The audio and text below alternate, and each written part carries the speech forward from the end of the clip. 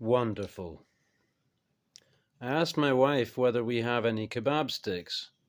She said, I have one. I just found it.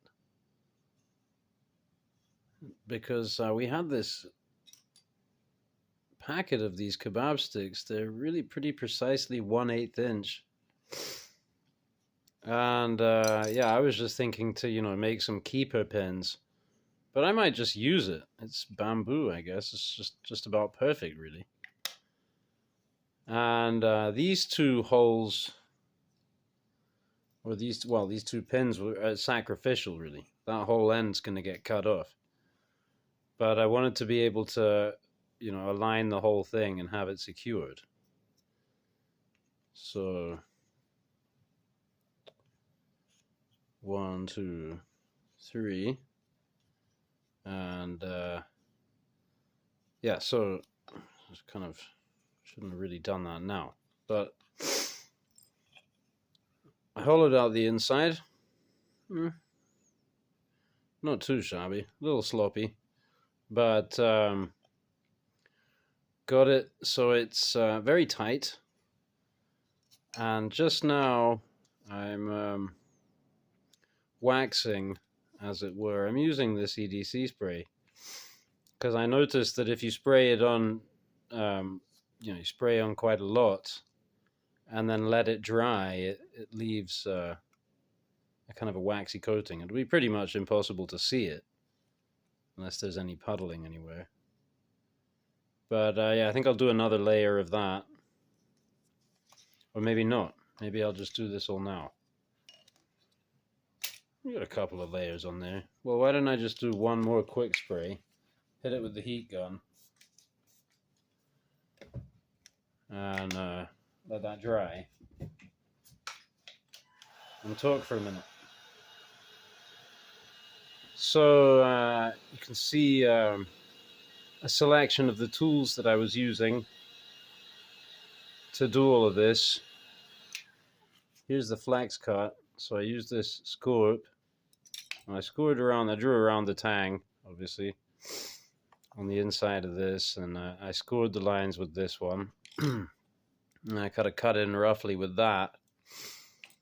And then I used this recent acquisition. We might take a quick look at this, actually, as well. Just do a little more of that. It's a CRKT Voyager designed by Bob Lum. And it's ball detent slip joint with a little extra feature that enables one to lock the blade in place. Well, I shouldn't say lock. Detain, right? Because it's not a lock, officer. See, you get your little key here. You can use that to tighten up the pivot, which I did. And now there's no play, but it is quite a light detent. And I guess maybe they did that so that you can actually, even though it's a slip joint, with a bit of wrist,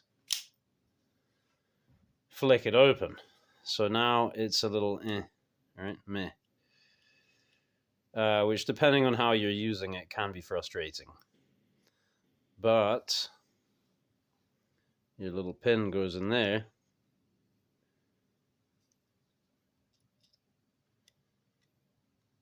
And now the blade is fixed with a very small amount of play, vertical play. So it's not quite fixed blade feel, but yeah, it's obviously, locking knife feel. And that's pretty good until you do this and then it falls out on the floor and you have to look for it. But a Ranger band, a cut piece of elastic or whatever, there'd be solutions for that. So as and when I go back to the UK, guess I'll be taking that with me. Cool. So I was using this for this part here. You know, you cut around the line. That's cool. You can go in with this way, that way. But how do you do this? Now you need a belly, really. You can kind of do it with a Wharncliffe, but you can see that that's not going to be neat and tidy like being able to go in with this. And this was second hand, so I don't think this is a factory edge, but whoever put the edge on this thing did a wicked job. So I really like it, even though it's a little cheapy feeling in some ways. A little cookie cutter, made in China. I also paid twice as much as the original price for a second-hand one, but you know, otherwise they're unobtainium, and I kind of felt like I needed one as a study piece. I give you. Oh, it's Ma design. Did I say Lam? I hope I didn't say that out loud as I was thinking it. Anyway, what do I know? This I used. I was here with the William Collins. Oh, I used the William Collins for whittling on the outside, really. So I didn't use that for the in a bit. But it's lovely for that. But I was here with this, trying to go through one of these, and then I said, hang on, I had this on the belt. Let's just watch this, okay?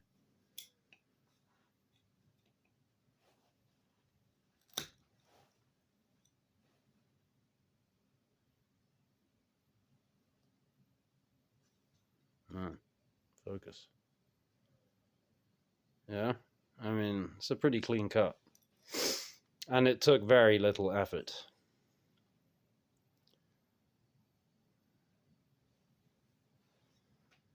So, I have this, right? I don't need a big, ultra robust, you know, hammer it into a tree and stand on it, Wharncliffe, with this knife. This is going to be something rather more subtle for a more gentle usage. Excuse me. So, I was pondering, because of this issue of, you know, when you join like this, you tend to get a line. And now, just from working and handling this and so forth, now the crack is very visible. But maybe it'll be better on the inside, you know, once we have glued it and whittled in. But Jimbus Maximus saw my previous video and said, why don't you just use wood glue? I've thought about it. I never tried it. That's what he said. And I was thinking about the same thing. You know, I was thinking, well, you know, if I use Tite-Bond here on this, is there some way I could use epoxy in here and then Tite-Bond? Because the deal is that the epoxy, I don't think the epoxy is going to, for example, significantly make a stronger bond of the wood on wood. Arguably, Tite-Bond would be a superior bond. But when you have the tang in here and you're putting pressure on, and now this is structural, you know, you imagine if I just use the wood is going to end up deforming, you know, if I just wedge the thing in there. Now, if you burn it in, I'm thinking that charcoal layer is going to be hardened, and that is going to make it way more solid in here. And so the epoxy is the hack, right? Because it gives this strong structured layer that is also slightly flexible and what have you. Now, how is Tite-Bond going to do? You know, Tite-Bond isn't meant to be a filler. It's not meant to fill up spaces. Or if it is going to fill up spaces, then you mix it with sawdust or whatever. But I can't do that here because it's such a tight fitment. If I mix in sawdust and Tite-Bond and put it in there, it won't go together. But this is an experimental knife, and the whole notion is I want to be able to take it down. I don't want to be able to split it. What I would like is for this to be able to stay together, and then for me to be able to put my blade in and, you know, pin it in. And if I need to, drill that pin up, maybe even knock it out, but the first time, if there's glue, it's probably going to have to be drilled out, and then just take the blade out again. Wouldn't that be nice? And then if, you know, eventually I can make a different handle. I can even have multiple handles for the same blade, come to think of it. Were one to deem that necessary or expeditious in some manner. So, we're good to go. We are good to go. I can do this bit on camera. Why not? We're at 10 minutes in. This is only going to take a minute. It's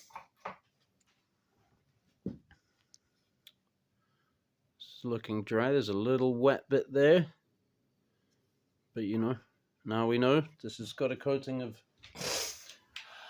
something waxy that should prevent it from adhering to the Tite-Bond. And in any case, Tite-Bond is not meant to adhere to metal. I mean, it's not really formulated for that.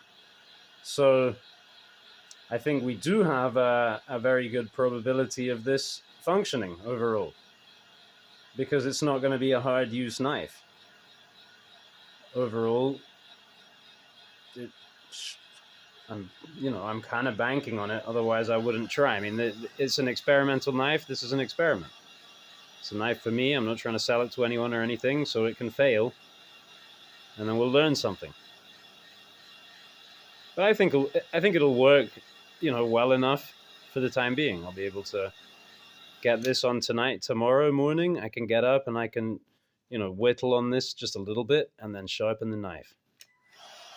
And so tomorrow she cuts.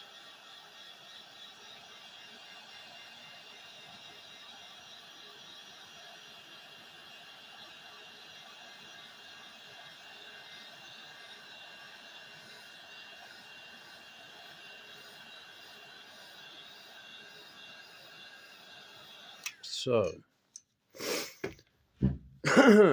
Tite-Bond, right here. This hopefully is okay, because Tite-Bond goes off. But I think it's maybe not also ideal, you know? Not brand new. Might have been through a freezing cycle, but what I've been told is that if it'll still make, oh, well, I need a little more now. If it'll make you that little string there, that means it's good. Now, I don't know how, maybe that, if it's brand new, that string works a lot better, but it is kind of doing that to some degree. So I'm taking it that it will be functional enough. So we'll just thinking about trying to make some kind of brush to brush this on, but